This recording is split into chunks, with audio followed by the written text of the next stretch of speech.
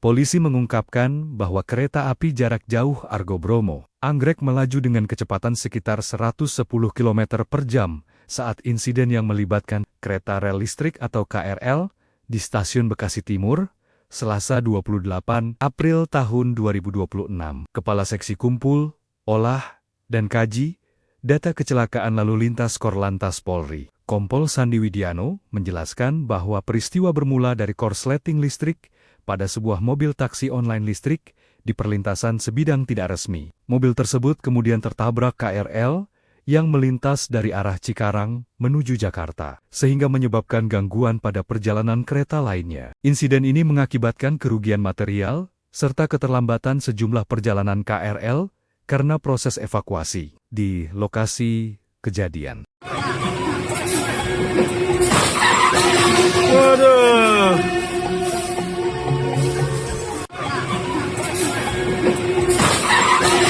Waduh.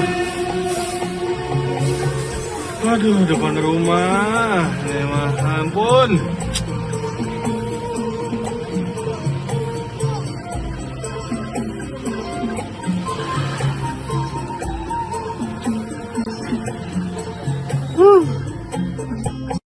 Kita jadi kecelakaan, ini kereta tabrak mobil taksi Grand, mobil Grand ya. Ini di Ampera, ini Ampera ya.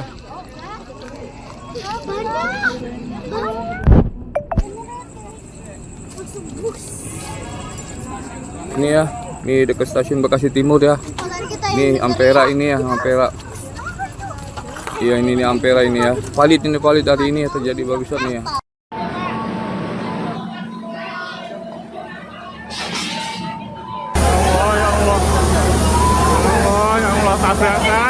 Tabrakan sama kereta jarak jauh ya. Allah. Ya Allah. Ya Allah, ya Allah. Tabrakan sama kereta jarak jauh. Ya Allah. Ya Allah, ya Allah. Ditobruk sama kereta jarak jauh. Astagfirullahaladzim. Astagfirullah. Ya Allah. Ya Allah. Tahan. Tolong evakuasi. Tolong. Tolong. Tolong banyak korban ya Allah. Ya Allah. Oh ya Allah. Oh ya Allah. Oh ya Allah. Tabrakan sama kereta jarak jauh ya. Allah. Ya Allah. Ya Allah, ya Allah. Tabrakan sama kereta jarak jauh. Ya Allah. Ya Allah, ya Allah. Ditobruk sama kereta jarak jauh. Astagfirullahaladzim. Ya, pemirsa, terkait insiden ini kami akan mencoba untuk bergabung dengan pengamat transportasi Dharma Ningtyas.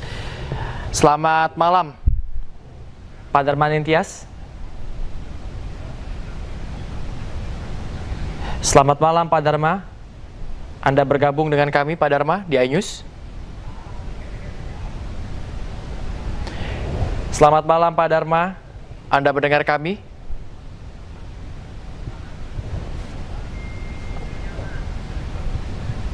Ya, kita akan mencoba terus untuk terhubung dengan Dharma Ningtyas, pengamat transportasi.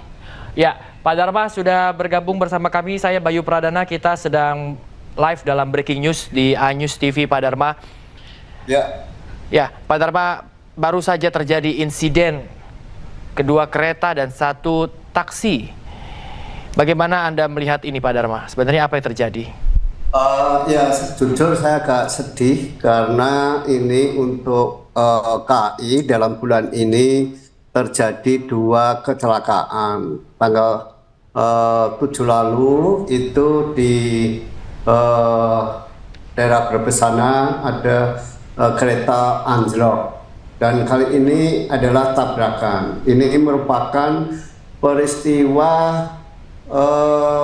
yang terjadi terakhir dalam 15 tahun terakhir ya. Maksud saya kecelakaan tabrak kereta yang cukup parah itu kan terjadi tahun 2010 di daerah Pemalang sana ya.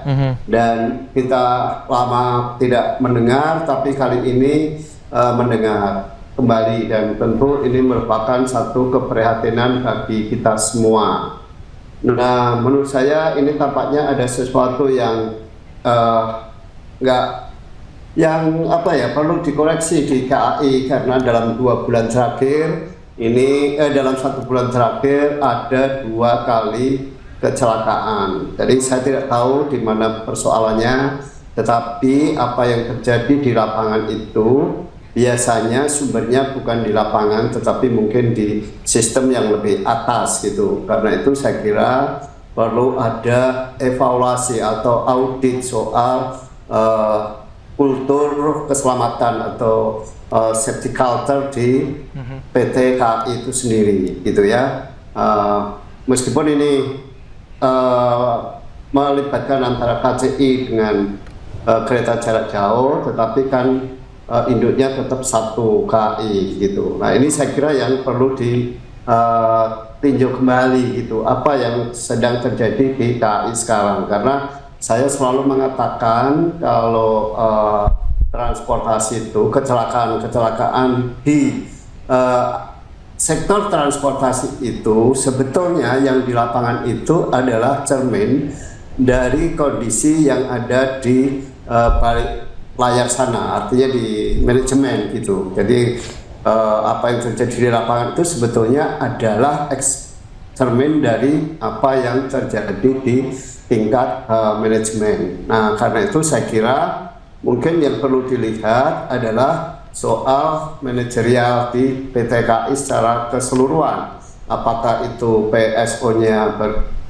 menjadi terlambat atau bagaimana, sehingga aspek pemeliharaannya menjadi kurang, lalu kemudian petugas di lapangan yang mengatur safety juga menjadi melemah misalnya. Kita tidak tahu penyebab persisnya, jelas kita harus menunggu kerja KNKT gitu. Jadi yang bisa kita berikan komentar sekarang adalah mengapa kasus ini tiba-tiba muncul setelah 16 tahun lalu itu berlalu ya gitu. Tiba-tiba sekarang muncul. Tapi detail teknisnya kenapa terjadi kecelakaan itu jelas domainnya KNKT, bukan domain pengamat ya. Domain pengamat hanya melihat kenapa persoalan ini tiba-tiba muncul kembali. Itu yang bisa saya sampaikan sebagai seorang pengamat dan sekaligus sebagai pengguna setia kereta api. Karena jujur saja selama ini saya selama ada jalur kereta api selalu saya memilih kereta api sebagai moda transportasi dibandingkan misalnya udara atau bis gitu, karena saya merasa bahwa kereta api itu jauh lebih safety gitu. Tetapi pengalaman kali ini itu juga mengundang pertanyaan kembali kepada saya, betulkah bahwa layanan kereta api sekarang ini menjadi lebih safety? Padahal kan tagline-nya sekarang semakin melayani gitu, tapi pada kenyataan di lapangan justru semakin tidak safety gitu loh. Nah, ini kan agak berbeda antara tagline yang diusung oleh manajemen sekarang bahwa KAI semakin melayani, tetapi pada prakteknya 1 bulan terakhir ada 2 kali kecelakaan. Baik, Pak Dharma. Terima kasih. Tentunya memang ini menjadi pertanyaan kita semua, mengapa setelah 16 tahun kecelakaan kembali terjadi, dan tentunya tidak ada yang menginginkan hal ini terjadi, Pak Dharma. Namun untuk sementara terima kasih Pak Dharma atas kesempatan Anda bergabung bersama kami, Pak Dharma. Selamat beraktivitas kembali. Terima kasih. Iya Pak, belakang mati lah, mau lah. Masuk, iya mati lah. Kenceng bener. Ya iya. Tuh keluar kayak apaan tuh kayak. Cuman kalau di sono bunyinya kayak kereta anjlok, kalau di sono depan itu kayak bukan tabrakan.